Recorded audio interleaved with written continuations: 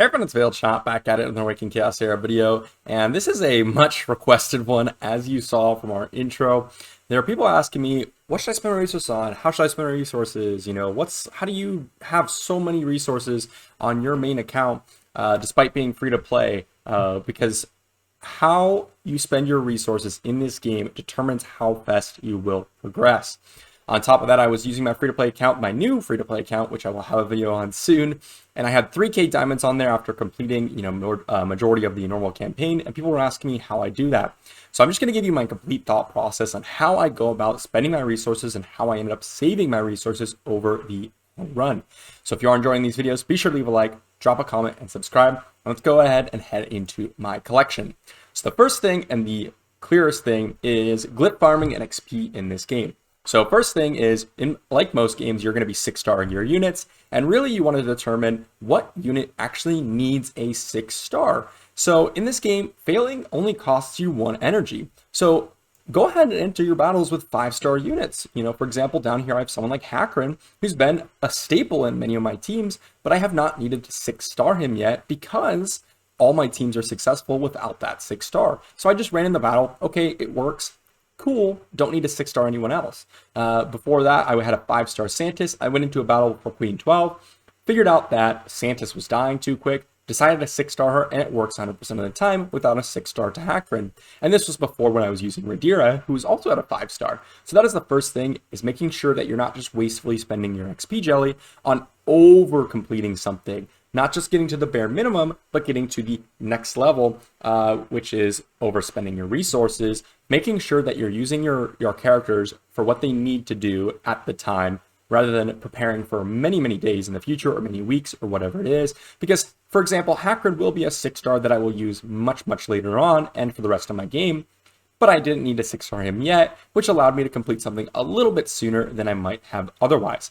The second thing to that is Glit Farming. So for example, let's go ahead and jump into someone like Jacob here and diagnose his glyphs. So as you can see, I have 1 glyph remaining. Why is this? Well, Jacob is an attack type character. So what glyphs do I have him finished on him? The attack one, the health plus attack, the crit rate plus health, the speed, and the speed glyph. So base health is really, really useful because he has a low base HP.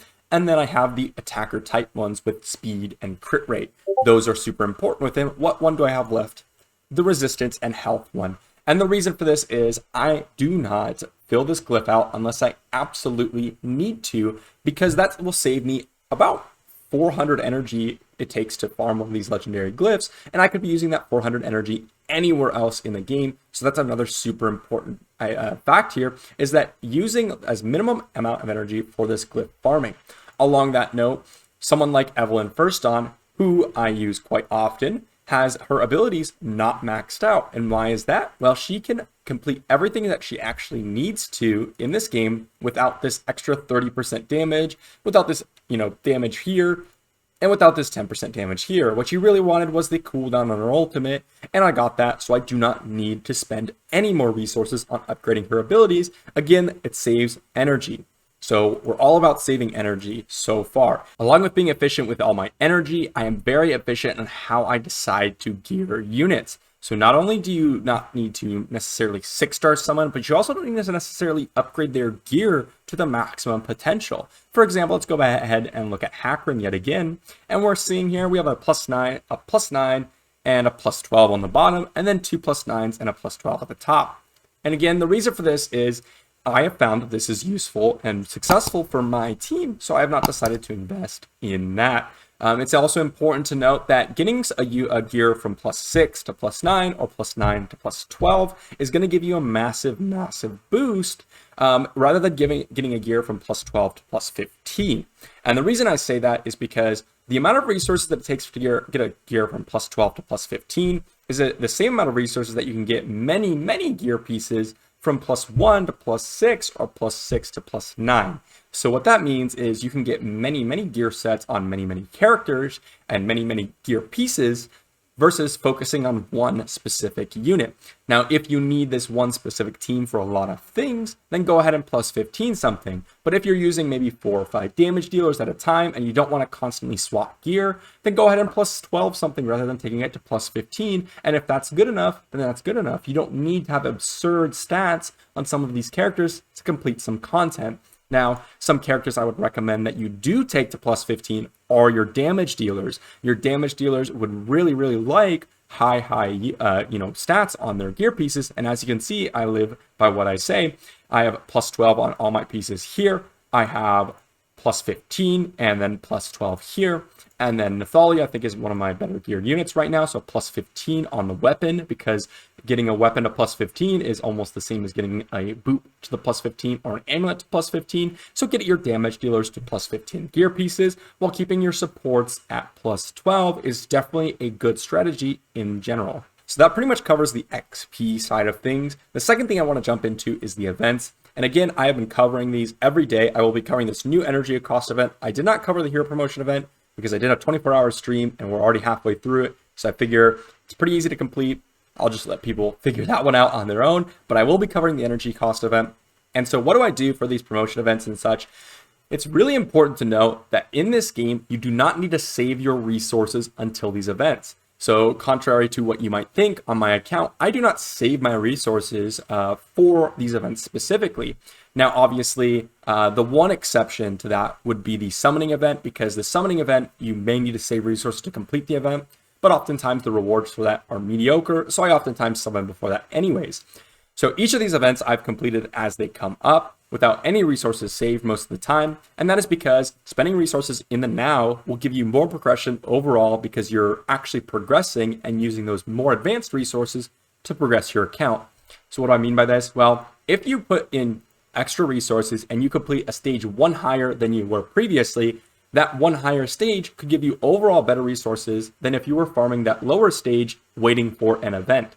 So this is extremely important to not save your resources for these specific events and just spend them as you go. And then when the events pop up, then go ahead and focus purely on that event. That is what I've been doing, and I've been able to complete every event except for the summoning event so far.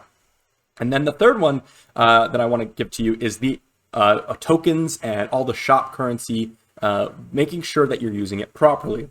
So first off, for this gold shop, be purchasing most of the things as long as you're early game. And then when you get later game like me, do not purchase I don't purchase the epic crystals. I purchase the legendary ones. I do not purchase the glyphs because I have a stockpile of them oftentimes. Unless it's a legendary glyph, I might purchase those sometimes. And I do refresh for 20 gems, and I do pick up the pumpkins and the summoning crystals. And then in the diamond shop, I do not purchase anything because it is not worth it to purchase anything in this shop except for the XP cards and the meal coupons. I purchased the crystals because I was on stream and people wanted me to summon. I do not recommend you actually do that.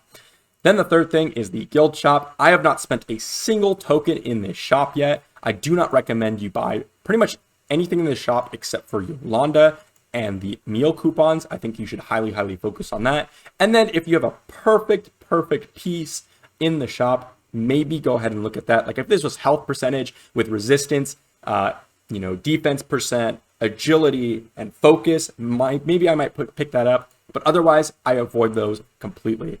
Then we have the arena shop, and this has changed since my initial shop guide. The Abaddon I would avoid because he isn't as good as he was previously, and you kind of need double ascension on him to be really good. So that means you need 3 copies, and if you did not know, you need 100 shards for these legendary matricy champions. So avoid him. I'm not going to be picking him up. Instead, I'm saving for these legendary soul arcanas, and I'm not purchasing them now because none of them will actually progress my account. And that's another thing. Save your resources until something will actually give you a boost in completion.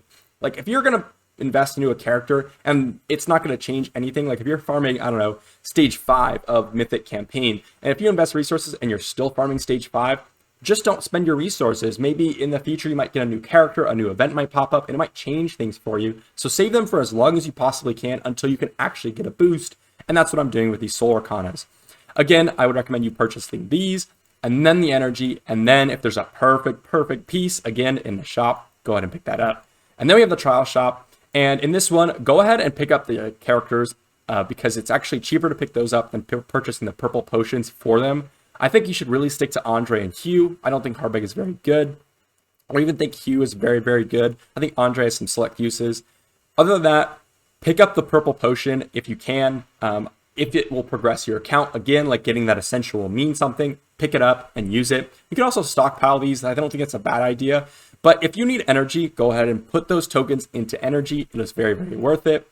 The event shop, again, do not pick up the pumpkins or anything else in the shop besides energy and the Orak if you're going to use Orak.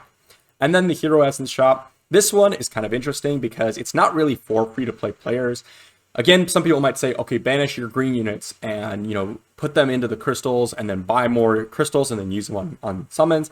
I would not recommend doing that. Oftentimes you run out of units to 6-star other units. And so if you're banishing green units, you're going to run out much quicker. Do not do that. I have not done it at all. And I still run out of units sometimes. If you are going to use it, I would recommend you invest into gear charms. I think that's a better investment than the crystals. Oftentimes these crystals will yield an elite about 90% of the time. They'll yield an elite, and that's not very useful for your account generally. If you need some synthesized characters, go ahead and do it.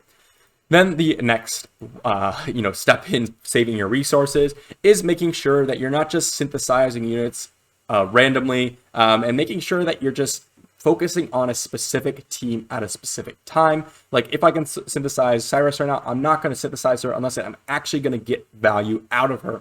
Again, it goes back to something that I said earlier, which is do not use your resources unless it will actually progress your account in that moment. Getting that 6-star will be the difference between staging 11 or stage 12 of Queen. Then go ahead and 6-star them at that moment. And then the last thing is diamonds. And again, people ask me why I have so many diamonds, why I have so many meal coupons, because I have 204. And this account is, by the way, purely free to play. And that is simply because I use all of the resources all the time, every day. So arena, I'm using all my arena coupons. I'm using all my energy during the day. I don't use my diamonds pretty much ever on anything other than an arena or energy refreshes. So to farm Queen or whatever it is. And even then, I simply just save all my diamonds and, maybe do, 10 or so refreshes per day on energy. As you can see here, I've done 2 so far, and I just use them on energy when I need them. But other than that, I don't spend them. So just don't spend your resources on summons. That's a huge thing that draws people, draws resources from people is buying summons. Someone will buy summons and they're like, why am I not as progressed? Well, you bought summons instead of progressing your account.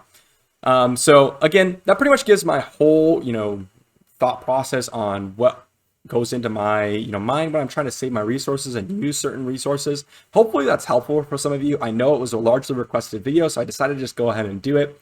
And if you enjoy this content, be sure to leave a like, drop a comment, and subscribe, and I'll see you for the next one.